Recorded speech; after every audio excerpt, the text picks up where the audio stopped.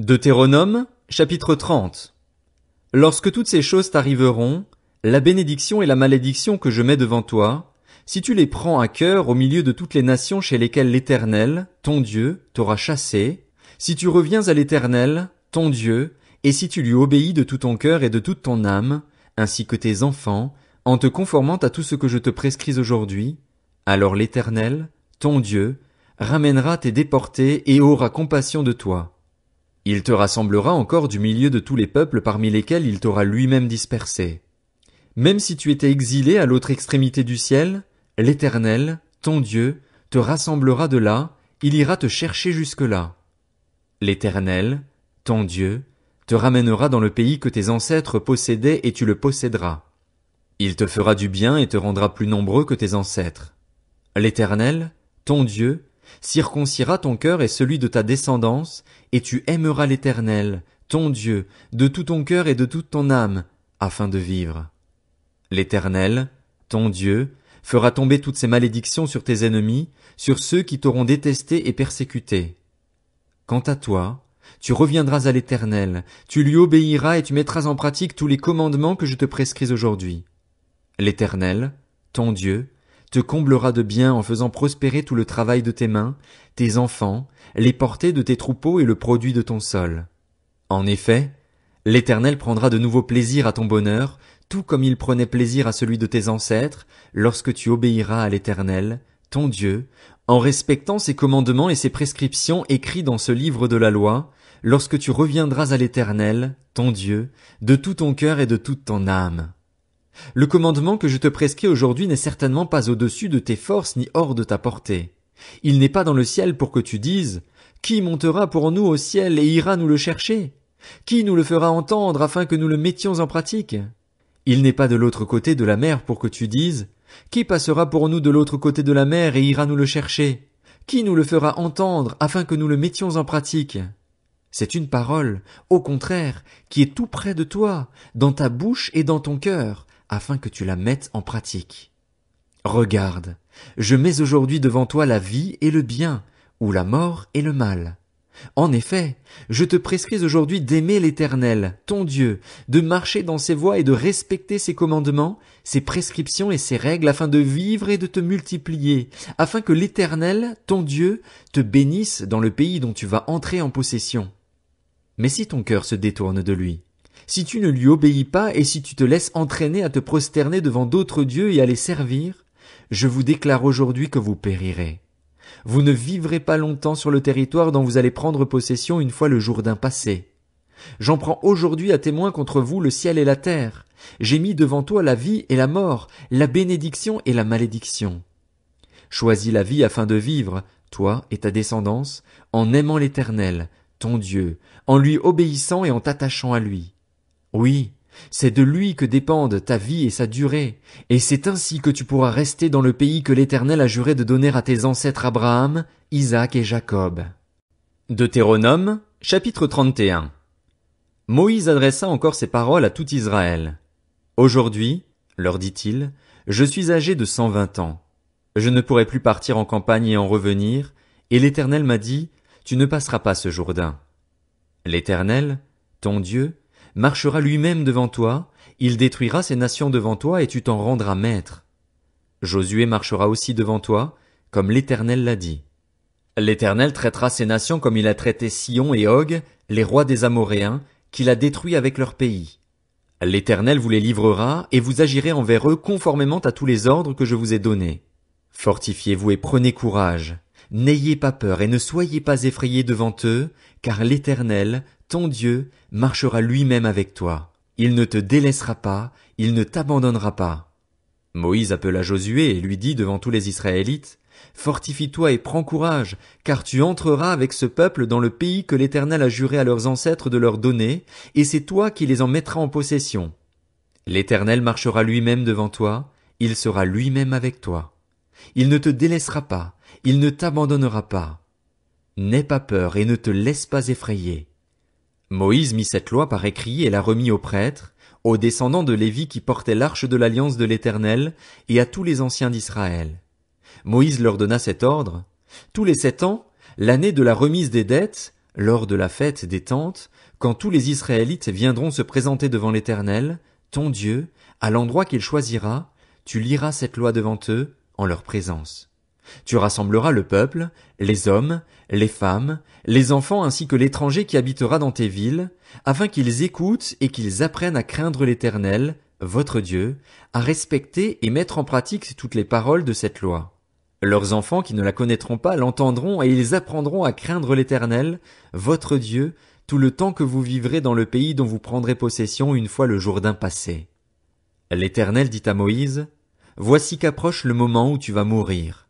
Appelle Josué et présentez-vous dans la tente de la rencontre. Je lui donnerai mes ordres. Moïse et Josué allèrent se présenter dans la tente de la rencontre. L'Éternel apparut dans la tente dans une colonne de nuée, et la colonne de nuée s'arrêta à l'entrée de la tente. L'Éternel dit à Moïse, voici que tu vas te coucher avec tes ancêtres. Ce peuple se mettra à se prostituer aux dieux étrangers du pays où il entre. Il m'abandonnera et violera mon alliance, celle que j'ai conclue avec lui. Ce jour-là, ma colère s'enflammera contre lui. Je les abandonnerai et je me cacherai à eux. Il sera dévoré, il sera atteint par une foule de malheurs et de situations de détresse. Alors il dira, n'est-ce pas parce que mon Dieu n'est pas au milieu de moi que ces malheurs m'ont atteint? Et moi, je me cacherai ce jour-là, à cause de tout le mal qu'il aura fait en se tournant vers d'autres dieux. Maintenant, mettez par écrit le cantique qui suit. Enseigne-le aux Israélites, mets-le dans leur bouche, et que ce cantique me serve de témoin contre les Israélites. En effet, je vais conduire ce peuple vers le territoire que j'ai juré à ses ancêtres de lui donner, un pays où coule le lait et le miel. Il mangera à satiété, s'engraissera, puis il se tournera vers d'autres dieux et les servira, il me méprisera et violera mon alliance. Quand il sera alors atteint par une foule de malheurs et de situations de détresse, ce cantique déposera en tant que témoin contre ce peuple, car sa descendance ne l'oubliera pas. Je connais, en effet, ses dispositions. Elles se manifestent aujourd'hui déjà, avant même que je l'aie fait entrer dans le pays que j'ai juré de lui donner. Ce jour-là, Moïse écrivit le cantique qui suit et il l'enseigna aux Israélites. L'Éternel donna ses ordres à Josué, fils de Nun. Il dit, fortifie-toi et prends courage, car c'est toi qui feras entrer les Israélites dans le pays que j'ai juré de leur donner. Je serai moi-même avec toi. Lorsque Moïse eut complètement fini d'écrire dans un livre les paroles de cette loi, il ordonna aux Lévites qui portaient l'arche de l'alliance de l'Éternel, prenez ce livre de la loi et mettez-le à côté de l'arche de l'alliance de l'Éternel, votre Dieu. Il sera là comme témoin contre toi. En effet, je connais ta révolte et ton esprit réfractaire. Si vous vous révoltez contre l'Éternel pendant que je suis encore en vie au milieu de vous, combien plus le ferez-vous après ma mort? Rassemblez devant moi tous les anciens de vos tribus et vos officiers. Je dirai ces paroles en leur présence et je prendrai le ciel et la terre à témoin contre eux. Oui, je sais qu'après ma mort vous vous corromprez et que vous vous écarterez de la voie que je vous ai prescrite. Le malheur finira par vous atteindre quand vous ferez ce qui est mal aux yeux de l'Éternel au point de l'irriter par votre manière d'agir. Moïse fit entendre à toute l'assemblée d'Israël la totalité du cantique qui suit. Deutéronome, chapitre 32. Ciel, prête l'oreille et je parlerai. Terre, écoute les paroles de ma bouche. Que mes instructions se déversent comme la pluie, que ma parole tombe comme la rosée, comme des ondées sur la verdure, comme des gouttes d'eau sur l'herbe. Oui, je proclamerai le nom de l'Éternel. Rendez gloire à notre Dieu, il est le rocher. Ce qu'il accomplit est parfait, car toutes ses voies sont justes. C'est un Dieu fidèle et dépourvu d'injustice, il est juste et droit. S'ils se sont corrompus, ce n'est pas sa faute. La honte en repose sur ses enfants, cette génération fausse et tordue. Est-ce l'Éternel que vous en rendrez responsable, peuple fou et dépourvu de sagesse? N'est-il pas ton père, ton maître? N'est-ce pas lui qui t'a formé et qui t'a établi? Souviens-toi des jours d'autrefois, passe en revue les années, génération par génération. Interroge ton père et il te l'apprendra, tes vieillards et ils te le diront. Quand le Très-Haut a donné un héritage aux nations, quand il a séparé les humains, il a fixé les frontières des peuples d'après le nombre des Israélites. En effet, la part de l'Éternel, c'est son peuple, Jacob est sa part d'héritage. Il l'a trouvé dans une région déserte, dans un chaos rempli d'effroyables hurlements. Il l'a entouré, il a pris soin de lui, il l'a gardé comme la prunelle de son œil. Il s'est montré pareil à l'aigle qui réveille sa couvée, voltige sur ses petits, déploie ses ailes, les prend et les porte sur ses plumes. L'Éternel seul a conduit son peuple, il n'y avait avec lui aucun dieu étranger. Il l'a fait monter sur les hauteurs du pays, et Israël a mangé les produits des champs. Il lui a fait sucer le miel du rocher, l'huile qui sort du rocher le plus dur, le lait caillé des vaches et le lait des brebis, avec la graisse des agneaux, des béliers du basan et des boucs, avec la fleur du blé, et tu as bu le sang du raisin, le vin. Jéshurun est devenu gras et il s'est cabré. Tu es devenu gras, épais, dodu. Il a abandonné Dieu, son Créateur, il a méprisé le rocher de son salut. Ils ont excité sa jalousie par des dieux étrangers, ils l'ont irrité par des pratiques abominables. Ils ont offert des sacrifices à des démons qui ne sont pas dieux, à des dieux qu'ils ne connaissaient pas, des dieux nouveaux, apparus depuis peu et que vos ancêtres n'avaient pas craints. Tu as abandonné le rocher qui t'a donné naissance, tu as oublié le Dieu qui t'a mis au monde. L'Éternel l'a vu et il s'est irrité, indigné contre ses fils et ses filles. Il a dit, « Je me cacherai à eux et je verrai bien quelle sera leur fin, car c'est une génération perverse, ce sont des enfants infidèles. Ils ont provoqué ma jalousie par ce qui n'est pas Dieu, ils m'ont irrité par leurs idoles sans consistance. Et moi, je provoquerai leur jalousie par ce qui n'est pas un peuple, je provoquerai leur irritation par une nation sans intelligence, car le feu de ma colère s'est allumé et il brûlera tout jusqu'au fond du séjour des morts.